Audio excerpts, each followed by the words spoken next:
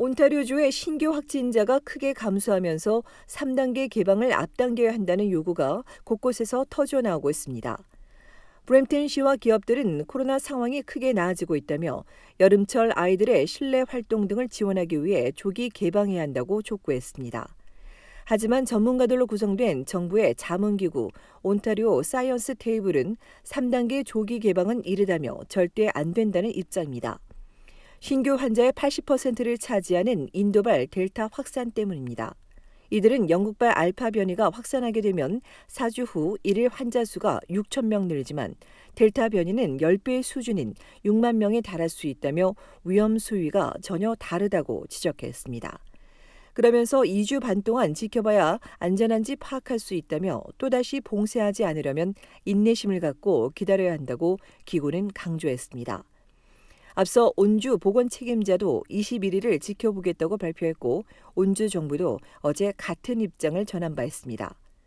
토론토시와 토론토 보건당국, 필저 보건당국과 미시사가도 이들과 같이 매우 신중하게 개방해야 한다는 입장을 보였습니다. 이런 온주와 달리 인접한 퀘벡주에선 오는 월요일부터 실내 상점의 손님 수를 제한하지 않기로 했습니다. 또 이번 주부턴 노래방이나 고강도 체육활동 이외에 거리두기도 1m로 완화했습니다. 한편 온주 정부는 광역 토론토 지자체장들이 요구한 3단계 가이드라인은 현재 작업 중이라며 완료되는 대로 발표하겠다고 전했습니다.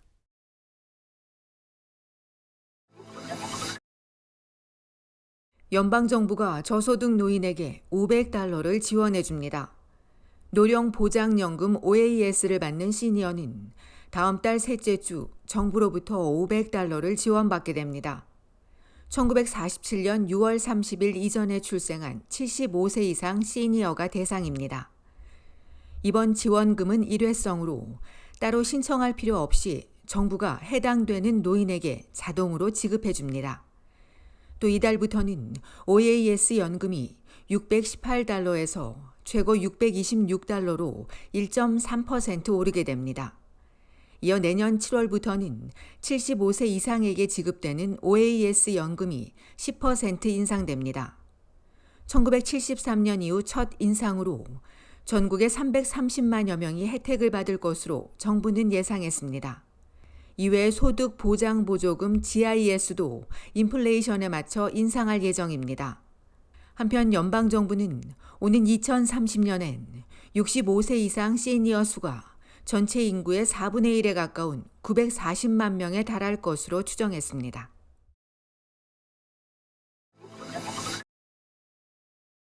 코로나19 백신의 감염 예방도 2차 접종 완료 후 2주가 지날 때까진 조심해야 할 것으로 보입니다. 온주 정부가 지난해 12월부터 올 6월 26일까지 백신 접종에 대한 자료를 공개했는데 전체 접종자 990만여 명 중 확진자는 총 35,654명이었습니다. 이 중 절반이 넘는 18,000여 명이 1차 접종 후 2주 안에 감염됐습니다. 이어 1차 접종 후 2주가 지나고 2차 접종은 했으나 2주가 지나지 않은 부분 접종자도 43.7%인 15,000여 명이 확진 판정을 받았습니다. 그리고 마지막으로 2차 접종을 마치고 2주가 지난 완료자 중 감염된 사례는 1,635명으로 4.6%를 기록했습니다. 감염자 대다수가 접종 완료 이전에 감염된 겁니다. 그럼에도 백신 접종은 감염을 막는 데 큰 효과를 보였습니다. 전체 990만 명과 비교해보면 부분 접종자의 감염률은 0.16%, 접종 완료자의 감염률은 0.02%에 그치고 있습니다. 한편 최근 온주에선 돌파 감염으로 추정되는 장기 요양원 사망 사례가 3건 나왔습니다. 벌링턴 펜슬리우드 요양원에선 델타 변이에 감염된 거주민 1명이 숨졌고 워터루 콜롬비아 포레스트 장기 요양원에서도 거주민 1명이, 키치너의 한 요양원에서는 2차 접종을 완료한 90대 거주민이 코로나에 감염된 후 사망했습니다. 이처럼 장기 요양원에서 돌파 감염에 의한 사망이 이어지자 일부에선 요양원 직원의 백신 접종을 의무화해야 한다는 의견도 나오고 있습니다.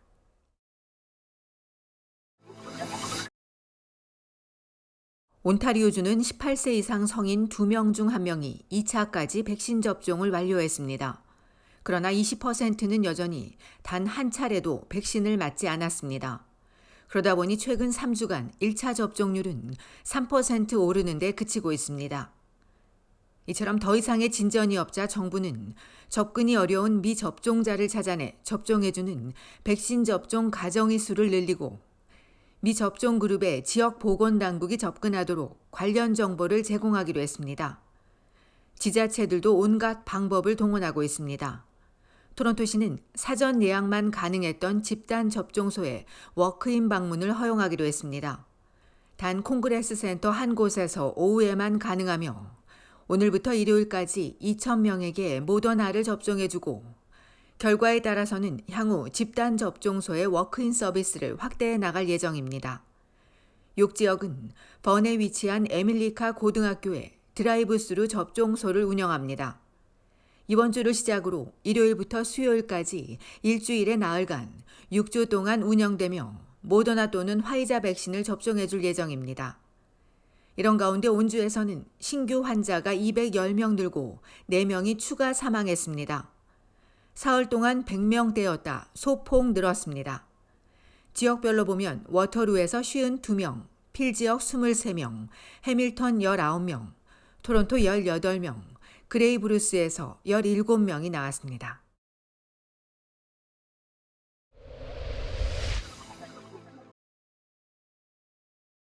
블루제이스의 류현진이 시즌 8승을 거두며 전반기를 마쳤습니다.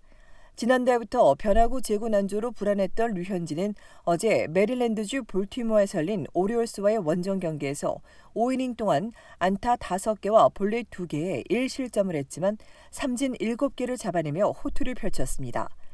현지 언론들은 류현진이 이날 주목인 체인지업의 투구 비중은 줄였지만 예전에 보여줬던 최고의 폼을 되찾아 가고 있다고 전하며 특히 올 시즌 개인 최다타인 7개의 탈삼진도 기록했다고 관심을 보였습니다. 특히 토론토 스타는 최근 몇 주간 힘들었던 류현진이 볼티모어 타자들을 상대로 다양한 변화구로 잡아내는 모습은 인상적이었다고 평가했습니다. 시즌 17경기의 선발 등판에 8승 5패, 평균 자책점 3.56을 기록한 류현진은 6월 한 달은 어려운 경기로 인해 아쉬웠다며 새로운 마음가짐으로 후반기를 준비하겠다고 밝혔습니다. 이날 팀이 폭발적인 타선으로 10대2로 승리했습니다. 한편 볼티모어 경기 앞서 선수들을 한식당으로 초대해 대접한 류현진은 선수들 모두가 좋아하고 잘 먹었다며 좋은 시간이었다고 전했습니다.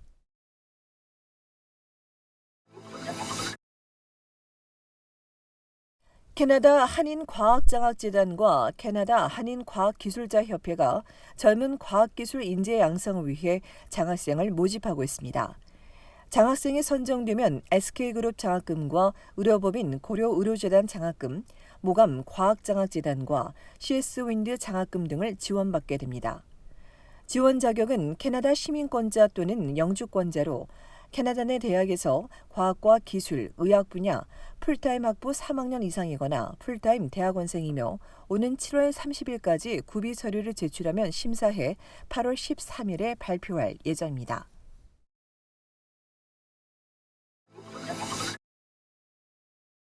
브리티시 콜롬비아주 스탠리 공원에서 코요테가 또 시민들을 공격하는 일이 발생했습니다. 어제 아침 프로스펙트 포인트 피크닉 지역에서 코요테 한 마리가 요가 중인 남성에게 달려들어 팔을 물었고 이후 남성에게 쫓겨 달아나던 와중에도 조깅하던 남성을 공격했으며 이를 도와주려던 여성의 팔과 다리도 물었습니다. 이들 피해자 3명은 다행히 생명엔 지장이 없었지만 병원에서 치료를 받았으며 사건 현장 주변을 막고 코요테를 추적 중인 야생동물보호기관은 아직 코요테를 붙잡지 못했다며 공원 이용자들에게 각별한 주의를 당부했습니다. 앞서 5월에도 이곳에서 시민 10여 명이 코요테에게 공격받은 바 있습니다.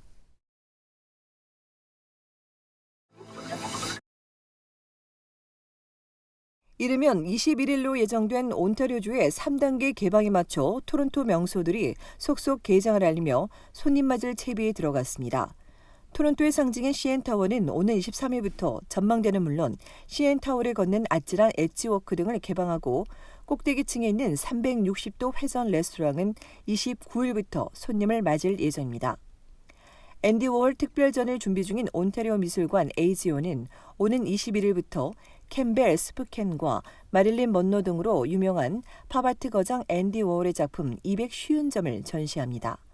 21일부터 25일까지 회원을 우선 초대하고 연간 패스 소지자는 24일부터, 일반 관람객은 27일부터 입장할 수 있습니다. 이들 입장권은 현재 판매 중입니다. 한편 지금 추세라면 이르면 오는 21일부터 3단계가 개방될 예정인데 이때는 식당의 실내 영업과 헬스장, 극장 등이 오픈하게 됩니다.